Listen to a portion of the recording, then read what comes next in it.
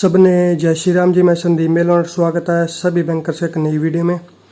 तो इससे पहले हमने मॉक टेस्ट किए थे, तो आज हम नेक्स्ट टॉपिक लेकर आए हैं जो कि हमारे पास होगा बैंकर कस्टमर रिलेशनशिप। यानी कि एक बैंक हो गया और एक हो गया कस्टमर, यानी कि बैंकर हो गया और कस्टमर हो गया। इन दोनों के बीच में कौन कौन सी रिलेशनशिप बनती है जब अलग अलग टाइप की ट्रांजैक्शंस होती हैं। तो अगर आप चैनल में पहली बार है तो चैनल को सब्सक्राइब जरूर कर लेना, क्योंकि यहाँ पर आपको कंप्लीट सिलेबस कराया जाएगा बिल्कुल फ्री में। तो चलिए शुरू करते हैं। तो फर्स्ट इसमें हम पढ़ेंगे, देखिए, ड्यूटीज ऑफ बैंक्स, यानी कि बैंक्स की कौन कौन सी ड्यूटीज होती हैं। तो फर्स्ट है इसमें देखिए, ड्यूटी ऑफ सेक्रेसी, यानी कि secret, recognised in section 13 of banking companies. यानी कि कहाँ पे सेक्शन 13 में दिया गया, बैंकिंग कंपनी में है। क्या देखिए इसके अंदर, act 1970, banks to maintain secrecy as per implied contact. यानी कि जो बैंक्स है उनको सीक्रेट मेंटेन करके रखना होता है as per section 13 of banking company act 1970। देखिए, ड्यूटी ऑफ सीक्रेसी का मतलब क्या होगा। ऐसा होगा कि ये नहीं कि कोई भी पर्सन आएगा, कोई भी थर्ड पर्सन आता है और बोलता है कि मुझे इस पर्टिकुलर जो अकाउंट की जानकारी चाहिए, और आप बिना ये वेरीफाई किए कि वो पर्सन कौन है, वो उसका खुद का अकाउंट है या नहीं है, आप उसको डिटेल बता देते हो, तो ये नहीं बताना होता, तो इसे बोलते हैं duty of secrecy. Second, duty of honour cheque. ठीक है, ये एक मेन काम होता है जो कि बैंक का होता है। क्या कि जो चेक होते हैं उनको ऑनर करना, यानी कि उनको पास करना, जिसे हम बोल देते हैं। तो चेक ऑनर करना ड्यूटी होती है बैंक की। कहाँ पे डिफाइन किया गया, section 31 of negotiable instrument act, जो कि हमने प्रीवियसली पढ़ा है। नेक्स्ट है duty to supply periodical statement of account. To supply periodical statement of account, यानी कि प्रोडिकल का मतलब क्या है, टाइम टू टाइम। ठीक है, स्टेटमेंट ऑफ अकाउंट यानी कि अकाउंट किसी भी पर्टिकुलर पर्सन का अकाउंट है उसकी स्टेटमेंट प्रोवाइड करना ऑन डिमांड, यानी कि जब वो डिमांड करें उस वक्त उसकी स्टेटमेंट प्रोवाइड करना। और दूसरा यहाँ पे एक और क्या होता है कि जो जैसे आरबीआई हो गया, ठीक है, तो सेंट्रल बैंक हो गया, उनको जो स्टेटमेंट प्रोवाइड कराना, तो वो सारा सारा किसके अंदर आता है, duty to supply periodical statement of account. Next होता है कोलेक्ट पेमेंट, जो कि एक मेन ड्यूटी है जो बैंक की जो मानी जाती है पब्लिक के द्वारा, यानी कि पेमेंट को कलेक्ट करना। यानी कि जैसे डिपॉजिट लेता है बैंक, तो वो किसका काम होता है, बैंक का काम होता है, बैंक की ड्यूटी होती है।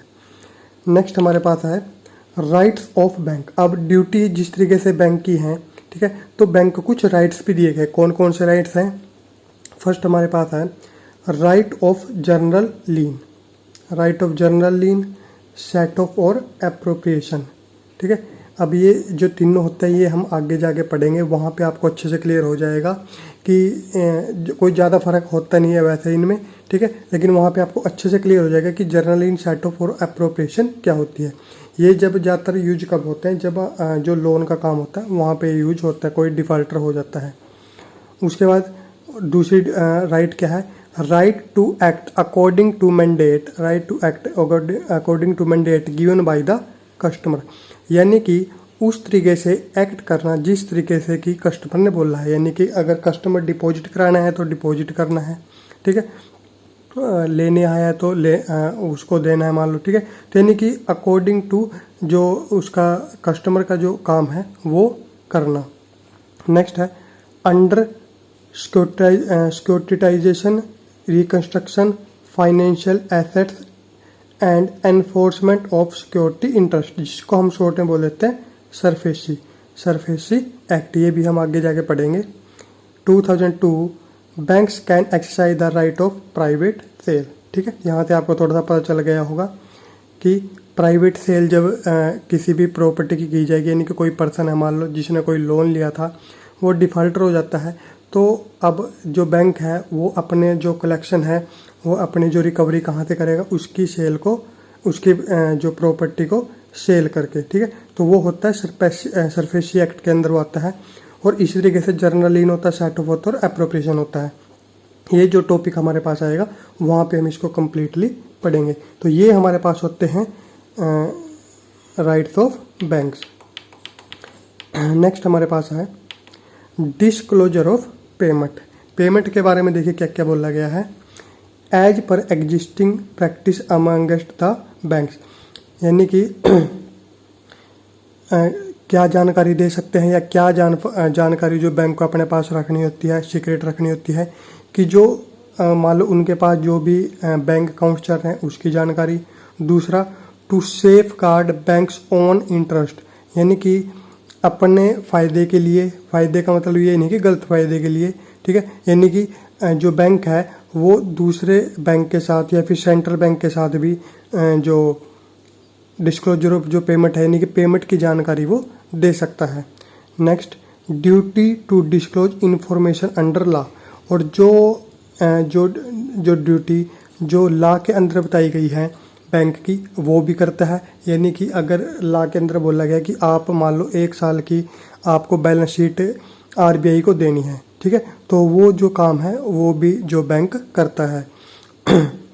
नेक्स्ट है डिस्क्लोजर इन पब्लिक इंटरेस्ट, यानी कि पब्लिक इंटरेस्ट में भी पब्लिक के फ़ायदे के लिए भी, यानी कि जो बैंक है वो अपनी जो स्टेटमेंट्स प्रोवाइड कराता है, जैसे कि मान लो एनुअली प्रोवाइड कराते हैं कि इस साल इस पर्टिकुलर बैंक को इतना फ़ायदा हुआ है, ठीक है, या ये स्कीम हमारी अच्छी चली है या ये स्कीम हमने निकाल लिया है, तो वो सारा किसके अंदर है, पब्लिक इंटरेस्ट के अंदर। नेक्स्ट है disclosing under instruction bye the customer, और जो कस्टमर ने अगर इंस्ट्रक्शन दिया है कोई अपनी अकाउंट की जानकारी के लिए, मान लो पेमेंट की जानकारी के लिए वो। उसके बाद disclosing to regulatory bodies, regulatory bodies में वही आ गया जैसे आरबीआई आ गया, गवर्नमेंट ऑफ इंडिया आ गई, ठीक है, या ईडी आ गई। मान लो ईडी ने कोई जानकारी बैंक से मांग ली तो वो जानकारी बैंक देता है। तो ये सारे के सारे डिस्क्लोजर होते हैं पेमेंट के, जो कि बैंक को प्रोवाइड करने होते हैं। नेक्स्ट हमारे पास है जो मेन टॉपिक हमारे पास आज का है कि जो बैंकर जो है, यानी कि बैंकर कौन, जो बैंक के अंदर जो एम्प्लॉय है, और जो हमारे पास हो गया बैंकर या बैंक एक ही बात होगी मान लो, और दूसरा हो गया कस्टमर, उनके बीच में क्या रिलेशन बनेगी। अगर मान लो कोई लोन अकाउंट चल रहा है उसका, उसने या फिर मान लो डिपॉजिट कराया है या फिर उसने लॉकर लिया है, तो इन सभी में अलग अलग जो रिलेशनशिप बनती है उसी के बारे में पढ़ेंगे। तो उससे पहले ये कुछ जो डेफिनेशंस हैं, जब आपको ये पता होंगी तो वो आप आसानी से कर लोगे। ठीक है, डेफिनेशन क्या, फर्स्ट हमारे पास है बेलर। अब ये हमेशा आपके पास 2 के पेयर में आएंगे, तो फर्स्ट हमारे पास होता है बेलर और बेली। देखिए बेलर कौन होता है, जो गिवर है या फिर ओनर ऑफ गुड्स है। ओनर ऑफ गुड्स का मतलब जिसका गुड्स है, मान लो मेरे पास ये लैपटॉप है तो मैं इसका ओनर हूँ, और गिवर भी कौन होगा, मैं ही हूँगा। अब जो ओनर है वही दूसरे को दे सकते हैं। अगर आप मेरे पास लैपटॉप मांगने आए हो मान लो, तो कौन देगा, वही दे पाएगा जो उसका ओनर होगा, यानी कि ओनर मैं हूँ और गिवर भी मैं हूँ। तो मुझे क्या बोला जाएगा, बैंक की लैंग्वेज में अगर हम बोलें तो बेलर। और बेली क्या होगा, इसका उल्टा होगा, जो कि रिसीवर होगा, जो लेने आएगा। या फिर temporary keeper of goods. Temporary keeper of goods का मतलब क्या है, यानी कि मैंने आपको दी कुछ टाइम चूज करने के लिए कोई भी गुड्स, ठीक है। तो ये हो गया बेलर और बेली। बेलर कौन हो गया, जो ओनर होगा, जो देगा। बेली क्या होगा, जो रिसीवर होगा, जो बेलर से कोई जो चीज़ लेगा। दूसरा हमारे पास आता है बेनिफिशियरी और ट्रस्टी। बेनिफिशियरी देखिए कौन होगा, the person who benefits from the trust, यानी कि जिसको बेनिफिट हुआ है ट्रस्ट से, ठीक है, किसी दूसरे पर्सन के ट्रस्ट से जिसको जो बेनिफिट हुआ है वो कौन होगा, बेनिफिशियरी। द रिसेप्टेंट ऑफ एसेट्स या फिर इनकम। ट्रस्टी कौन होगा, the person who manage the assets in the trust for the benefit of the beneficiary, यानी कि वो पर्सन जिसने की जो एसेट है, जो एसेट्स है, उसने अपने ट्रस्ट के अंदर उस एसेट को मैनेज किया है। क्यों किया है, ताकि जो बेनिफिट दिया जा सके, किसको, बेनिफिशियरी को, जो कि हमने यहाँ पे पढ़ा, किसी दूसरे पर्सन को बेनिफिट दिया जा सके, उसने ऐसा काम किया है, तो वो कौन होगा, trustee. The manager of the assets, यानी कि जिसने उस एसेट्स को मैनेज किया है वो कौन होगा, ट्रस्टी। तो ये हो गया बेनिफिशियरी और ट्रस्टी। उसके बाद हमारे पास आता है डेबिटर और क्रेडिटर। अब यहाँ पे अगर आपको लिए थोड़ा सा कन्फ्यूजिंग है, तो जब हम इसको आगे करेंगे रिलेशनशिप, वहाँ पे भी आपको अच्छे से क्लियर हो जाएगा। उसके बाद होता है डेबिटर और क्रेडिटर। डेबिटर कौन हो गया? जिसको पैसे लेने हैं। क्रेडिटर जिसने पैसे दिए हैं। नेक्स्ट यानी कि जिसने क्रेडिट किए हैं। नेक्स्ट होता है हमारे पास लेसर और लेसी। लेसर कौन होगा? ओनर। ठीक है, कौन होगा? Owner. Who gives use of an asset, यानी कि जिसने कोई चीज़ आपको रेंट पे दी है या फिर जिसे आप बोलोगे कि किराए पे मान लो दिया है, या फिर लेसर उसे बोलेंगे हम लेसर, यानी कि लीज पे दी गई है। जिसने आपको कोई चीज़ लीज पे दी है। द गिवर कौन होगा? गिवर होगा जिसने आपको कोई चीज़ लीज पे दी है।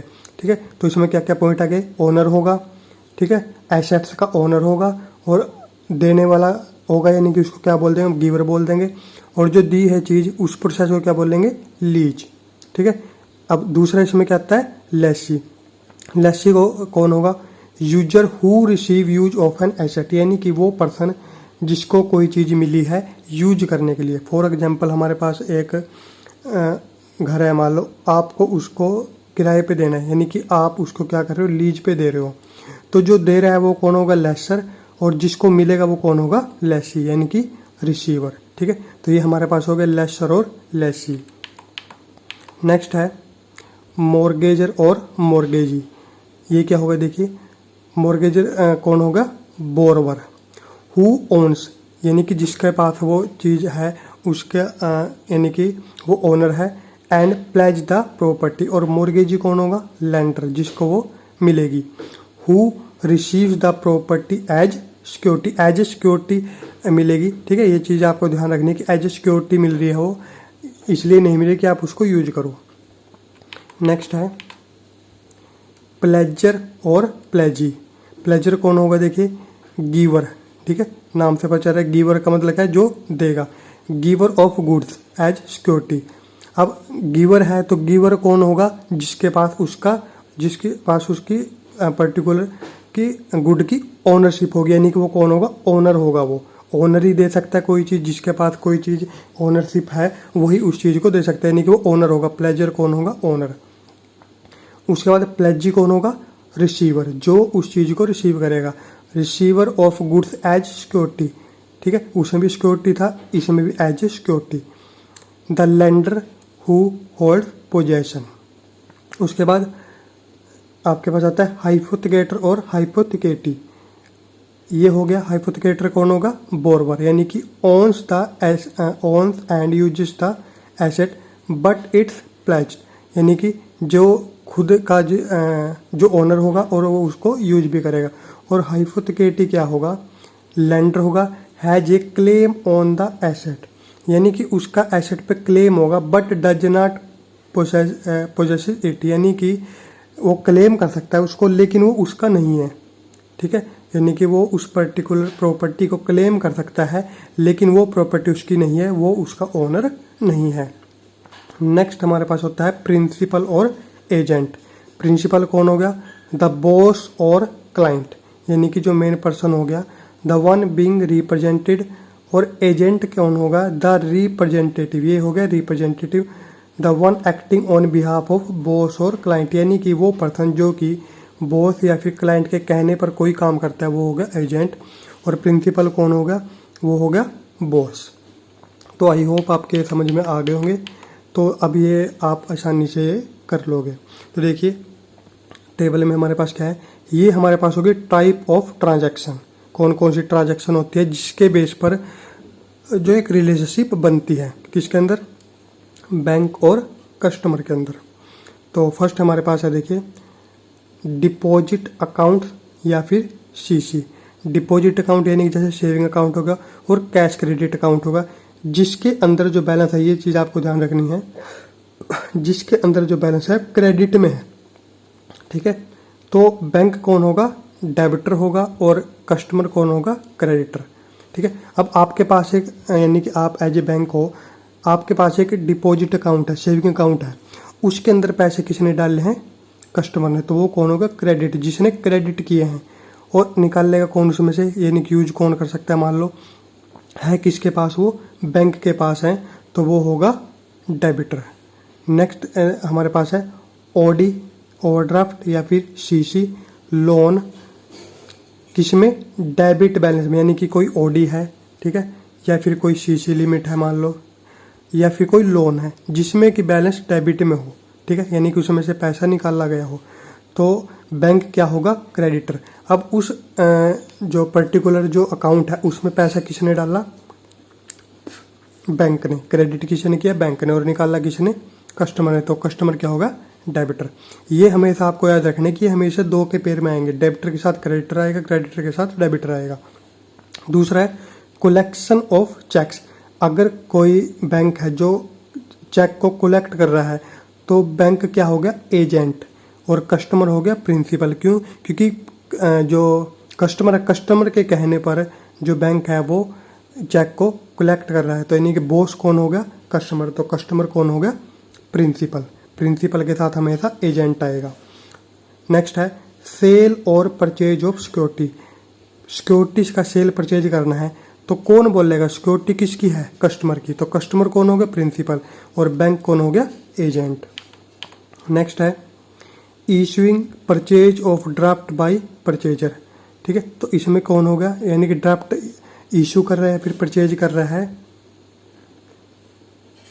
तो जो बैंक कौन होगा, डेबिटर, और जो कस्टमर कौन होगा, क्रेडिटर। किसने क्रेडिट किया, पैसा कौन क्रेडिट करेगा उसके अंदर, कस्टमर करेगा, तो कस्टमर हो गया क्रेडिटर, और जो बैंक होगा डेबिटर। नेक्स्ट है payee of draft at paying branch, यानी कि ड्राफ्ट को पेई ब्रांच के अंदर जो यानी कि डिपॉजिट किया उसको, तो बैंक कौन होगा, ट्रस्टी, और कस्टमर कौन होगा, बेनिफिशियरी। कैसे, अब आप कोई एक मान लो एक पेज लेके आए हो, जो ड्राफ्ट है एक पेज है, आपने उसको बैंक में दिया और आप कह रहे हो कि इसके बदले मुझे पैसे चाहिए, ठीक है, तो जो वो बैंक का काम है, बैंक के ट्रस्ट पे आप क्या कर रहे हो, यानी कि बैंक उसको मान लो डिपॉजिट करेगा और आपको पेमेंट देगा, ठीक है, तो काम किसने किया, बैंक ने, वो हो गया ट्रस्टी, ठीक है, और फायदा किसको हुआ, कस्टमर को। कस्टमर को पैसे मिले तो वो कौन हो गया, बेनिफिशियरी। बेनिफिशियरी के साथ हमेशा ट्रस्टी आएगा। बेनिफिशियरी के साथ आप यहाँ पे मत बोल देना कि काम कर रहा है बैंक, तो जो बैंक है वो एजेंट हो गया, ठीक है।